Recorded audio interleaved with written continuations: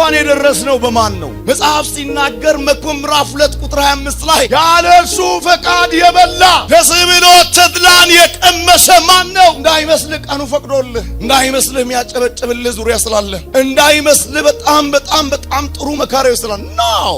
በጣም ብዙ አማካሪና ጥሩ መካሪ ያላቸው ሰዎች ጎዳና ላይ ይወደቁዋል። የሚገርም ነገር ነው። ጴጥሮስ ህልም አለው፣ ያዕቆብ ህልም አለው፣ ዮሐንስ ህልም አለው። የሚገርማችሁ ህልሙን ይዘው እግዚአብሔር የነገራቸውን ይዘው ያለ ቦታቸው አሳ ያጠምዱ ነበር። አይመችም፣ ኮንፈርት አይሰጥም። ሽታው የአሳ ጠረን ሽታው ጥሩ አይደለም። እግዚአብሔርን ቃል ሉቃስ ምዕራፍ 5 ላይ ሁላችንም እናወጣና ሲናነባለን። ህዝቡም የእግዚአብሔርን ቃል እየሰሙ ሲያጣብቡ ሳለ እርሱ ራሱ በጌርሳቤጥ ባህር ዳር ቆሞ ነበር። በባህሩም ዳር ቆመው የነበሩ ሁለት ታንኳዎችን አየ። አሳ አጥማጆችም ግን ከእርሷ ወጥተው መረቦቻቸውን ያጥቡ ነበር። ከታንኳይቱም የስምዖን ወደ ነበረች ወደ አንዲቱ ገብቶ ከምድር ጥቂት ፈቀቅ እንዲያደርግ ለመነው። በታንኳይቱም ተቀምጦ ሕዝቡን ያስተምር ነበር። ነገሩን ከጨረሰ በኋላ ስምዖን ወደ ጥልቁ ፈቀቅ በል፣ መረቦችህንም ለማጥመድ ጣል አለው። ስምዖንም መልሶ አቤቱ ሌሊቱን ሁሉ አድረን ስንደክም ምንም አልያዝንም፣ ነገር ግን በቃል መረቦችን እጥላለሁ አለ። ይህንም ባደረገ ጊዜ እጅግ ብዙ አሳዎች ያዘ፣ መረቦቻቸውም ተቀደዱ። በሌላም ታንኳ የነበሩትን ጓደኞቹን መጥተው እንዲያግዟቸው ጠቀሱ። መጥተውም ሁለት ታንኳ እስኪሰጥም ድረስ ሞሉባቸው። ስምዖን ጴጥሮስ ግን ባየ ጊዜ በኢየሱስ ጉልበት ላይ ወድቆ ጌታ ሆይ እኔ ኃጢአተኛ ነኝ፣ ከኔ ተለይ አለ። ስላጠመደው አሳ እርሱም ከእርሱ ጋር የነበሩት ተደነቁ። እንዲህም አለው እንዲሁም ደግሞ የስምዖን ባልንጀራ የነበረው የዘብዴዎስ ልጅ የያዕቆብና ዮሐንስም ተደነቁ። ኢየሱስም ስምዖን ሆይ አትፍራ፣ ከእንግዲህ ወዲህ ሰው የምታጠምድ ትሆናለህ አለው። ታንኳይቱ ወደ ምድር አደረሱ፣ ሁሉን ትተው ተከተሉት ይላል። እግዚአብሔር ሆይ ተባረክ። ዋው! ለጌታ ክብር ሰጥተን እንቀመጥ ና። ስለዚህ የመልእክት ርዕስ ዛሬ እግዚአብሔር በዚህ በሉቃስ ወንጌል ምዕራፍ 5 ከ1 ጀምሮ እስከ 11 ነው። ሁላችሁም ታውቁታላችሁ። የሚገርም ግን አንድ ነገር መንፈስ ቅዱስ ተናግሮኛል። ለማን እንደሆነ አላቅም።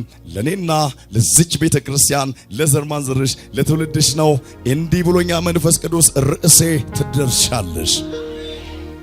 ዛሬ እንኳን የደረስነው በማን ነው? መጽሐፍ ሲናገር መክብብ ምዕራፍ 2 ቁጥር 25 ላይ ያለሱ ፈቃድ የበላ ደስ ብሎት ተድላን የቀመሰ ማን ነው? እንዳይመስልህ ቀኑ ፈቅዶልህ፣ እንዳይመስልህ የሚያጨበጭብልህ ዙሪያ ስላለ፣ እንዳይመስልህ በጣም ጥሩ መካሪው ስላለ ነው። በጣም ብዙ አማካሪና ጥሩ መካሪ ያላቸው ሰዎች ጎዳና ላይ ይወደቁዋል። የሚገርም ነገር ነው። ጴጥሮስ ህልም አለው፣ ያዕቆብ ህልም አለው፣ ዮሐንስ ህልም አለው። የሚገርማችሁ ህልሙን ይዘው እግዚአብሔር የነገራቸውን ይዘው ያለ ቦታቸው አሳ ያጠምዱ ነበር። አይመችም፣ ኮንፈርት አይሰጥም። ሽታው የአሳ ጠረን ሽታው ጥሩ አይደለም። የጌርሳቤጥ ባህር ላይ ደረሰ ኢየሱስ ቆሞ። የሚገርማችሁ የስምዖን ታንኳ ላይ ቃሉን በስልጣን ምን አደረገ ይላል? ሰበከ፣ አወጀባቸው። ስምዖን በባዶነት ተመቷል። ኢየሱስ ደግሞ ሙሉ ሆኖ ታንኳው ላይ ቆሟል። የጸጋ ምንጭ፣ የእውነት ምንጭ፣ የህይወት ምንጭ፣ የባለጠግነት የሁሉ ነገር ሪሶርስ የሆነው ኢየሱስ በስምዖን ታንኳ ላይ መቆሙ ዛና ቆሞ ነው የሚሰብከው። አንተ ቀጥ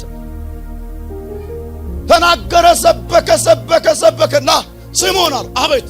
አሁን ወደ ጥልቅ ምን አድርግልኝ? ፈቀቅ ጠጋ፣ ፈቀቅ ወዴት? ወደ ጥልቁ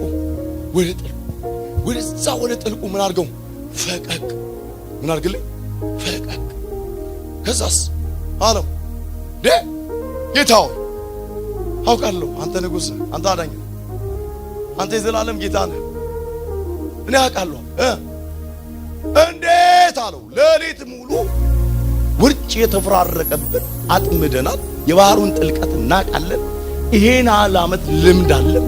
በፍጹም ግን በዚህኛው ሌሊት ላይ የገጠመን ነገር በጣም ለኛ አስገርሞናል። እንዲህ አይነት ቢያንስ 2 አሳ እንይዛለን፣ የለም። ምኞቻችን ይጠብቁናል፣ የለም። 6 ሰዓት ሆኗል፣ የለም። ሌሊት ደክመናል፣ የለም። ባዶነት ዙሪያችን ምን አድርጎታል? ከቦታ እንዴት በስተቀኝ እናንተ ከሰማይ እኮ ትእዛዝ ወጣ። መሃል ላይ ሲደርስ በስተቀኝ በኩል አለው መረብ መንበል ጣል። የት እንዳለ የሚገርም እኮ ነው እናንተ። የሌለው ወደ መኖር የሚመጣለት ፍጡር ያልሆነ ፈጣሪ የሆነው ከአፉ ቃል ሲወጣ የጠለቁ አሳዎች ከውስጥ ምን ማለት ጀመሩ? እኔ ያገለግለዋለሁ፣ እኔ ታንኳ ሞላለሁ። ኢየሱስ መጥቶ ያላገኘ መላ ትውልድ የለም። ኢየሱስ መጥቶ ቀንበር ያልተሰበረለት የለም። ኢየሱስ መጥቶ ቀና ያላለ የለም። መጣ ንጉሱ፣ መጣ ዳኙ፣ መጣ የተቀባው። ከዛስ ልክ በስተቀኝ በኩል መረቡን ሲጥል ምን ሆነ? የጠለቁ አሳዎች መጥተው በጴጥሮስ መረብ ውስጥ ዘው ጌታ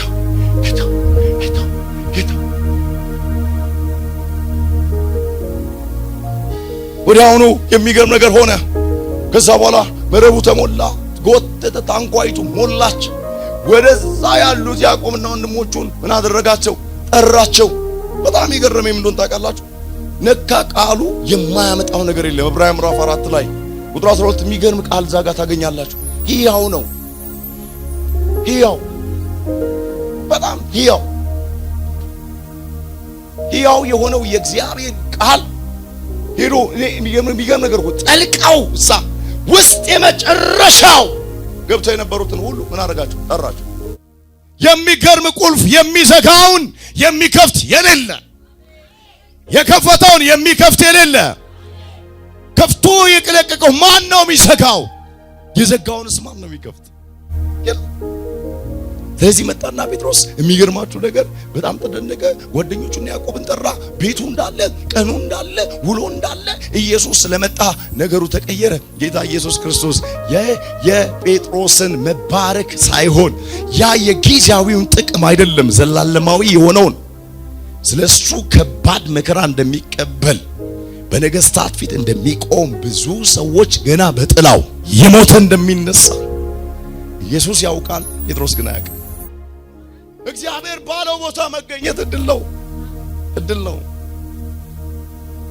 መጣ ዋጋ እየከፈለ እዛ ጋር ዘመኑ እንዳያልቅ ጌታ ኢየሱስ ክርስቶስ በሚፈልገው ነገር የሚፈልገውን ሰጥቶ ጴጥሮስን ምን አደረገው? አመጣና የቤተ ክርስቲያን ዋና አደረገው። አንተ የዘጋው ብዙ ሰዎች ቤተ ክርስቲያን ውስጥ ያለውን ስልጣን አያውቁ። ልጁ አልተማረም። ልጁ አሳጥማጅ ነው። ልጁ ማንም ሰው እንዲና እንዲያ ብሎ የሚገርማችሁ ነገር አድንቆት አያውቅም። ምክንያቱም እንዳልኳችሁ ምንድነው? አሳጥማጅ ነው። ቤተ ክርስቲያንን የሚያህል ክርስቶስ ወክሏት አይገርም? ራሱን ሰጥቶ ሙሽሪት ብሏት፣ ራሱ ሙሽራ እሷ ሙሽሪት። ለዛ እኮ ነው ሁሉ ጊዜ ነስተን እንድንጠብቅ መጽሐፍ የሚነግረን። እሱ ምን አልኳችሁ? ሙሽራ፣ እሷስ ቤተ ክርስቲያን ሙሽሪት። ሙሽሪቷን እንዲጠብቅ ቁልፉን ዋናውን ሰጥቶት ሄደው ለማን ነው? ለጴጥሮስ። በምድር ያሰርከው በሰማይ ምን ያለ? በምድር የፈታው በሰማይ ምን ያለ? አያውቁም። ብዙ ሰዎች አያውቁም። ለዛ ነው እነ ሐናንያ አይታችሁ ከሆነ ምዕራፍ 5 ላይ ሐዋርያት ሥራ ላይ ኖርማል ነው። አሰቢራ ሐናንያ አላወቁም። ላዩ ላይ ያለውን ክብር አላወቁም። እስቲል እነ ሐናንያ ብቻ አይደሉም። በከተማው ላይ ያሉ ገዢዎች ሰዲቃንና ፈሪሳውያን 30 እና ከዛ ዓመት በላይ ያገለገሉ ሰዎች ጴጥሮስ ላይ ያለውን ነገር አላወቁም። ሐዋርያት ሥራ ምዕራፍ 5 ላይ ቁጥር 5 ሄዱና ተመልከቱ። እነዚህ ያልተማሩ መጽሐፍትን የማያውቁ እናቃቸው የለም ምናምን ብለው ሲናገሯቸው ጴጥሮስ ላይ ከመታወቅ ያለፈ ነገር ነው ያለው። አይታችኋል። እነ ሲላስ ጋር ሲመጣ የመጣው የእግዚአብሔር እጅና የእግዚአብሔር ኃይል የብረቱን ምን አረገው? ዋናውን የብረቱን መሰሶ የቤቱን መሰረት ዋናውን አይደል ያናጋው? አናውጦን አይደል የወጡት? የዚህኛው ግን እንደዛ አይደለም። እግዚአብሔር እንዳዱ ከርቤ የሚደጋግም ነገር የለውም። እንደ ዳልሞቲ የለውም። ቢለመድ ነገር የለውም። እንደተዘጋ እስር ቤቱ ያልተማሩ እያሏቸው እየናቋቸው እየሰደቧቸው እያዋረዷቸው እየገረፏቸው ሞታቸውን እንጠብቃለን ብሎ ነገ ሊሳለቁባቸው ሲሉ ለሊት ላይ የጌታ ክብር መጣ። ስለዚህ የሚገርም ነገር ነው። እግዚአብሔር አስገራሚ ነገር ሊያደርግ ወደዚህ መጣ። ቃሉ በስልጣን ይናገር ነበር። ባዶ የሆነ ነገር በሙላት ታወቀ። እግዚአብሔር እንዳለው መድረስ ሆነለት። ጌታ ኢየሱስ ክርስቶስ ለሌላው እንዲተርፍ አደረገው። ማንም ጴጥሮስን ጠራ፣ ጓደኞቹ መጡ፣ ዮሐንስም መጣ፣ ያዕቆብም መጣ። የሚገርም ነገር ነው። ሶስቱም ግን አሳ ያጠመዱ ዘመናቸው እንዲያልቅ አይደለም። እግዚአብሔር ሰውን እንዲያጠምዱ እንጂ እድሜያቸው ሙሉ የእግዚአብሔርን የጸጋውን ቃል ተሸክመው ምዕራፍ ሆነው በሕይወት መጽሐፍ ላይ እንዲጻፉ እንጂ ለትውልድ ምስክርና ምልክት እንዲሆኑ እንጂ በሆነ ፍርፋሪ ዘመናቸው እንዲያልቅ የእግዚአብሔር አጀንዳ አይደለም። ጠዋት ብለህ እንደወጣው አንተ አይደለም። ሰዎች እንዳሉ አንተ አይደለም። ማንም እንዳለ አንተም እንዳልከው ራስህ አይደለም። እሱ እንዳለ እግዚአብሔር ያወራው ብቻ ባንተ ቤት የብዙ ሰዎች ንግግር ይሻራል። የማይሻረው ግን አንቺ ቤት ከመጣ አረ ሃሌሉያ! አረ ለንጉሱ ክብር ይሆን። በቃ ጠራ፣ ብዙዎችን ጠራ። ና ብሎ ያዕቆብን ጠራው። ጴጥሮስ የሚገርማችሁ መጋበዝ ጀመረ። እኔን ያገኘኝ እናንተን ያገኛችሁ። የሚጎላ አይደለም፣ ማሳው የሚቋረጥ አይደለም። ይፈልቃል ወይ ሲባል አንዴ ነው እግዚአብሔር የተናገረው። የእግዚአብሔር ልጅ በስተቀኝ አለው። ዛሬ የሆነ ሰው ከአብ ቀኝ በረከት ዛሬ ይለቀቅልሽ። ግድለም በቀኙ ያለው በረከት ያገኘሽ። በልጆችሽ ላይ ይሁን፣ በቤትህ ላይ ይሁን። ጠራ ጓደኞቹን መጡ። ጓደኞቹ የሚገርማችሁ ነገር በጣም ፒተር እንዴ ሶስቱንም ጌታ ተመሳሳይ በረከት ነው የባረከው። ግን ሶስቱንም አላወራም። የተናገረው ጴጥሮስን ነው። ጌታ ሆይ እኔ እኮ ምንድነኛ ኃጢአተኛ ነኝ፣ ከኔ መመል ስላደመርከው፣ ስለዚህ ስለሚሸተው፣ ስለሚበሰብሰው፣ ስለሚጠላው ስለዚህ አይደለም አለው። ከዚህ በኋላ ነው ሰማያዊውን መታወቂያ ለሌላው ተረፈ። ነገሩ ተቀየረ። ጴጥሮስ ባረካቸው። ከዛ በኋላ ጌታ ኢየሱስ ክርስቶስ የሚገርማችሁ ነገር ከዚህ በኋላ ስም ስለተቀየረ አለውና የሚገርማችሁ ነገር ሁሉን ትቶ ምን አሉት? እግዚአብሔር ተናግሮኛል።